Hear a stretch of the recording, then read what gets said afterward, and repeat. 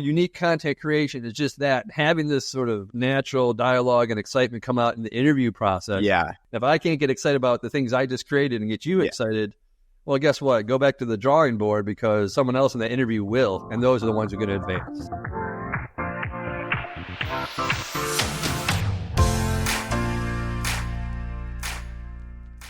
Welcome, everyone, to the TechGuide podcast, where we give actual advice to those wanting to break into tech or are looking for their next gig. We have Brian Elles on the show today to talk about unique content creation to land a job in tech and the role of mentors in your success today.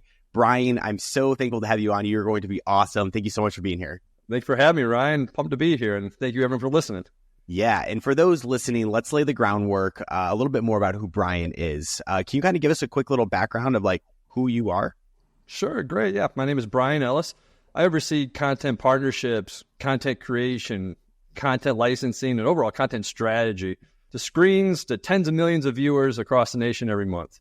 So when we are off the couch, when we're out and about in places of business, there's screens all around us, and I'm there to enhance that through targeted content, making sure it's actually valuable, that we're actually hitting our audience, and really trying to strive at enhancing those places that we all see where the content might be a little divisive, a little off, maybe the screen's even off. So, I have my work out there in multiple areas, multiple industries, and ultimately trying to enhance those areas of business. Yeah, I love it. Yeah, you're obviously like an expert in like all things content. Like you've led a ton of people, you've seen applicants, you know how to stand out in the field.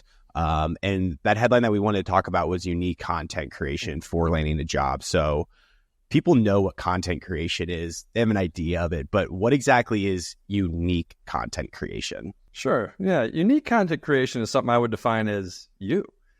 You are unique. You are the most differentiated thing in this world. Yes, our retina in our eyes and our thumbprints are unique. And trying to take that philosophy through tech, interview, resume, you have to sort of lead yourself to those moments beforehand, and the unique content creation part is just that ability to be yourself. And I'll definitely give plenty of examples to this podcast, but the main point here is not getting caught up so much on work experience, referrals, or networking, and which we could also talk about. This is just being yourself and creating content that moves you, and for whatever reason, and you could take that next step and do something about it. That is success. That is what is differentiators, and that could actually help you then land that next job in tech. I like that. And so when you say this, it's not like you have to create content specifically around like marketing. It's more about like what you're personally interested in. Yeah, 100% right. Yeah, I call it the glimmers. You ever have those moments where you're going on about, or you saw something that moved you in a good way, or saw something that was pretty neat?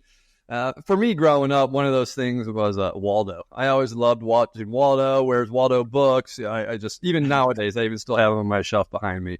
I'm a proud Waldo follower. And one of those glimmers I had previously was just those journeys of Waldo.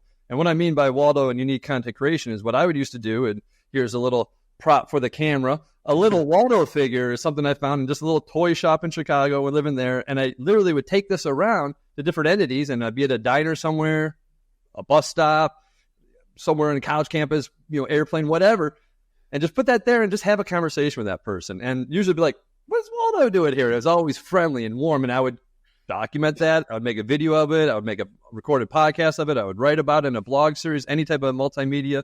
And ultimately, Waldo's journey was one of those unique content creation pieces that I would have on my resume, but were one of those pieces, believe it or not, that came up on those interviews more and more frequently.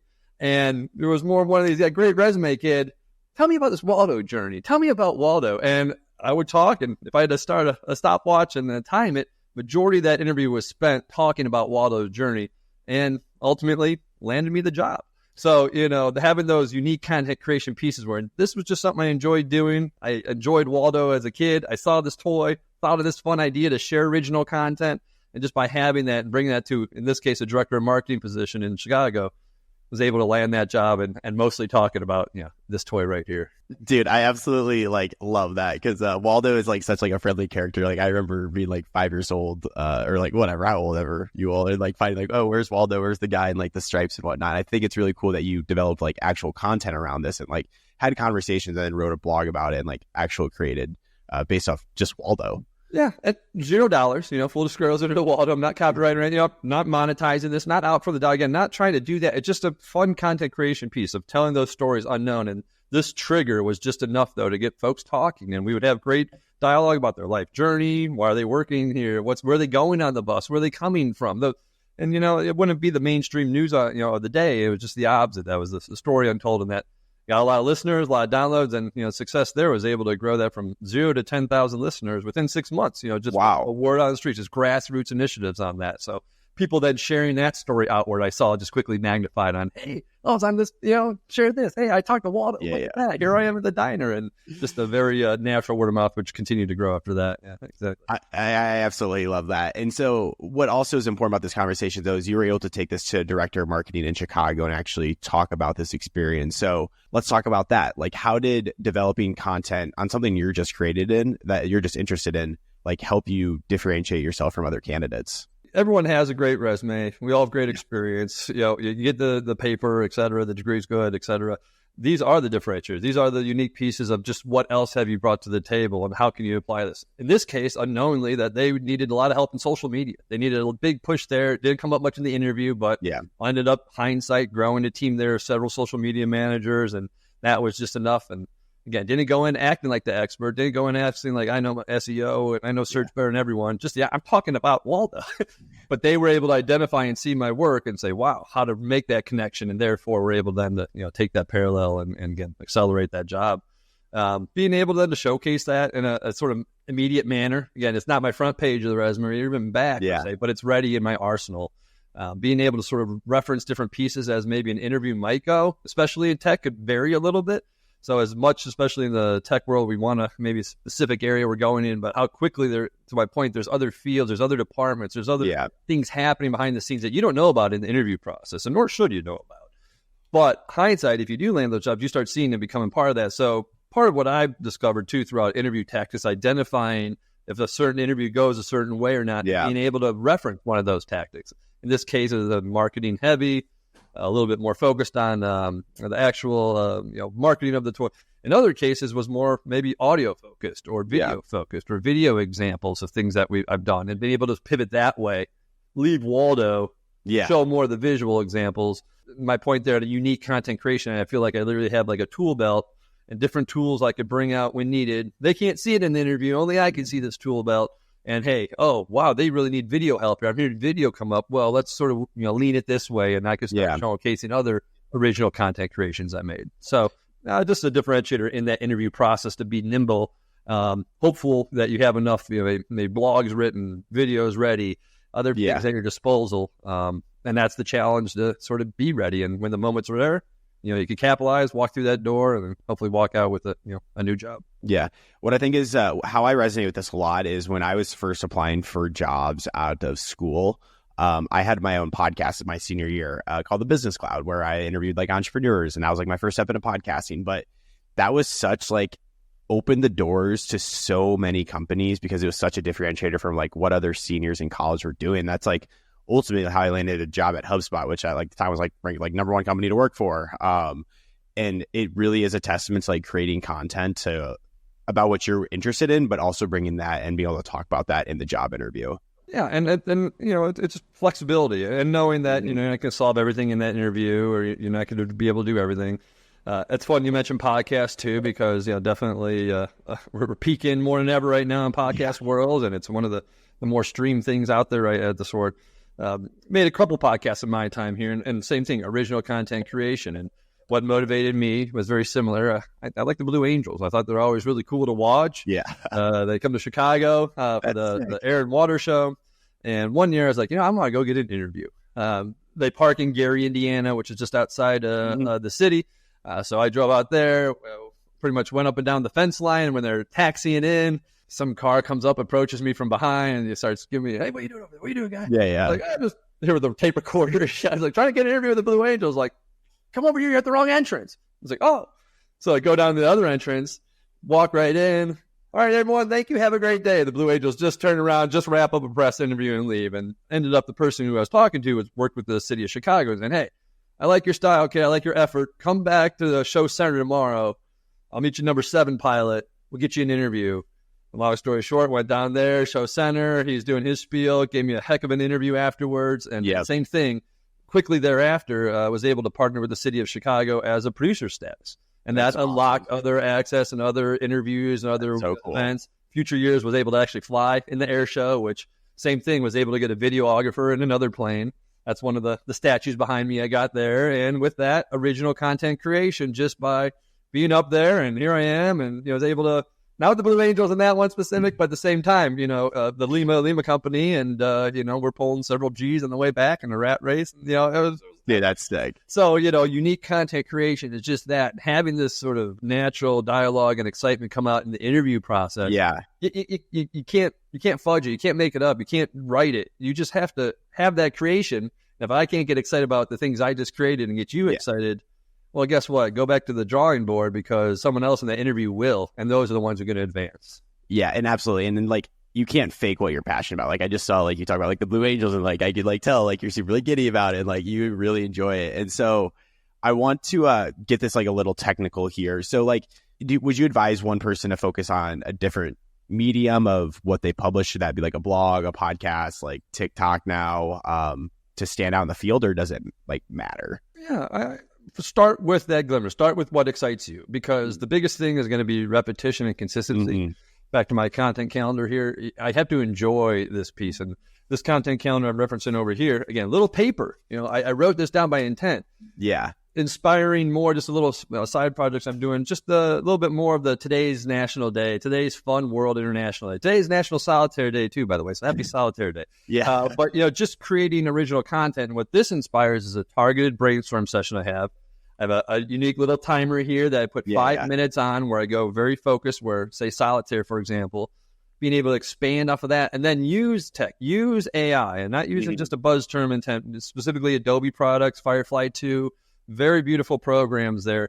But you need to be very, very descriptive, very direct. You have to have these prompts to be very robust to get really true functionality out of the AI today. So utilizing some of that tech here and bringing that in, some really original pieces. In this case, remember all the cards flying over when you win in solitaire, having someone sit at a big old 1990 computer, being able to direct AI to create that, as opposed to just, hey, it's solitaire, someone playing cards. You're going to get something bland versus you're going to get, that next level piece. So by having, the brainstorm influences that, have some different templates, I put it over that just to export in different formats. Automations all there, all different social platforms. I got tied to 5 of them at a finger of a click here. And long story short, being able to use some of those pieces in tech, use those, but still I leverage the fact of this creates joy for me to be able to sort of, work in this area, to create something like this. And this is why I want to prioritize this versus, I have some other pieces I'm working on, or another script I want to write here too that really do want to get to, but this is just driving me a little bit more. So I'm going to prioritize here. And same thing. If you want to get in a certain field, sure, you want to have more writing samples than video or vice versa and things of the sort. I think a big part of that too is getting to know people, getting in the room. I like to say, there's events and conferences. I just came back last month with the National Association of Broadcasters. Hey, guess what? It's a free event. You have to do some digging. You got to make sure you get a free conference, but you get in and meet people there and talk about anything media, talk about if you want camera, if you want behind the scene, in front of the scene, you name it. You got to get your own hotel room, sure, right? But the point of the matter is get in the room, meet people, shake hands. It's a real thing. Business cards are still real. Yeah. They're more relevant than ever right now. And I would encourage anyone, if as you are trying to get in the field, make your own business cards. Put your name on it. Put your email on. Make your own website. Represent yourself better than anyone else out there.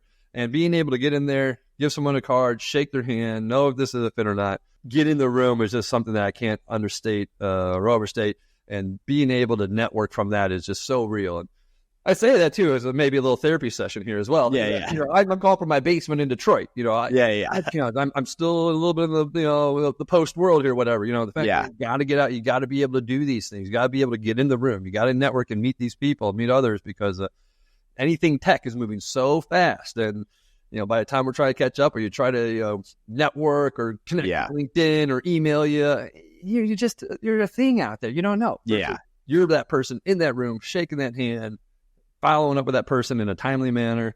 it's a recipe for success. I really like that. And I feel like business cards, honestly, I always love the concept of like, while they zig, you zag. And I feel like that is so true because everyone's like, oh, I don't have a business card now. And that's why you actually want a business card right now, is because no one else is handing them out. And that is such a good way to actually stand out. I have to do your fact check a little bit, but NAB, National Association of Broadcasters, is said to be the largest event in Vegas every year. And I'd say it's close. 50, 60,000 folks go there every year. It's huge. But guess what? You're not tapping everyone's phone to get their information. You're not sharing a digital card. Passively, guess what? It's an immediate, and I was just, again, just as I like 2024 April, like, wow. Make sure you stock up, and more important, it's not necessarily you got to spend all top dollar and make it all a hologram or anything. It's just the fact, like, no, I'm here, and this follow up piece then is real, and I'm even referencing it too. Hey, who was that person? Where was that? How do you spell that person's name? Great. Oh, I really acted in my notes. Glad I spelled it right, because how pathetic to hack someone's first name up the wrong way and follow up on something. It's like, oh, geez, So those little attention to detail are very real nowadays, and it's very, doing business or not, that's a yes or no very quick. And that's where, if you want to succeed, it takes a lot of those yeses to make sure you sort of are buttoned up in a way. But at the same time, though, making sure you find folks who you enjoy too. The mentorship piece, right? The mentorship piece is huge, and I value others, even my cousin through the time here too, who works in promotions and has his own company as well. That things that I've taught and he's learned, and I've learned at his command too, of just being able to get out and be able to promote certain things, or you see how he navigates business in different ways, be able to have conversations, share ideas and things. Others, even at school, I even had some great counselors who actually were very big advocates, would help collaborate and find next areas. So tapping into that if you're still in school wise, being able to utilize, maximize, and press those. And guess what? I'm still in contact with Tim Harmon from OSU there. I've just has always just been a great resource. Helped me get those first internships. Internships are those things that lead to mentorships, right? So being able to show your work, show who you are. Same thing. In touch with some of those folks who taught me so much. Dave Plants as well. Buckeye TV, starting to create a whole new TV channel at Ohio State. Like, what? How do you do that? And seeing how we could crack that together, then going on to work together out there in the broadcast world is just one of those great moments of having that little bit older of a mentor, seeing how things would go, and stay in contact and follow up, and being sort of not the shadow, but the apprentice, and respectfully know your role, as you learn to become the Jedi Master, if you that it's just, if you don't have a mentor in your field, go get one. And go get one by starting where's your core, where are you spending your time? Is it class? Is it other work? Is it other avenues? There's a lot of folks willing to reach out to me. I'll help you out. I'll give you some, even though I'm not in your specific field, to help maybe point you in the right direction of a mentor, So point being, there's a wealth of people, there's a wealth of good in this world that want to help out. And even though I know times can get sometimes rough, especially in the job hunt and cracking into tech and getting that gig, or your first gig or second gig, it's hard. I've had times at one point, having to do the freelance world is challenging. Especially now more than ever. I completely acknowledge that. So, but do know that there's a wealth of good out there, that people do want to help, people do want to mentor, they do want to help out and get you under the wings. And why too is that, hey, we all succeed and we all grow. And if you're able to do things and I'm able to do things and we can work together, don't we all win? And true business leaders acknowledge that and could harness that and grow that. And, just by what you're doing too here, being a leader in yourself, bringing people to the table, talking, have these conversations, sharing these stories outward is, you could only hope that you just at least get, I would hope more than one good ticket for others on this episode, but you just resonate with one. Wow, what great success. It is cool. I want to talk a little bit. There's a lot there. I want to really hit on this mentorship part though. In particular, how do you go about finding mentors? And I ask this because a lot of young people. I'm 25, so I'm throwing myself in this bucket as well. Is like, do I just reach out to someone on LinkedIn and just say, hey, I'm looking for a mentor? Or how do you authentically build a mentorship relationship? Part of it, getting in that room again, or even outreaching ahead of time, getting to know someone. Are there certain posts, are there certain content pieces that you're following of there? Did you read someone's book recently? I guess Success is recently, there's an author recently, I've read their book in Outreach and had some great conversation with, even directly, and actually now have my team reading a book, and being able to have, involvement. And I love that. Mentor, who knew last time this year, but reading the book, being able then to go back and be pointed, I like what you said here.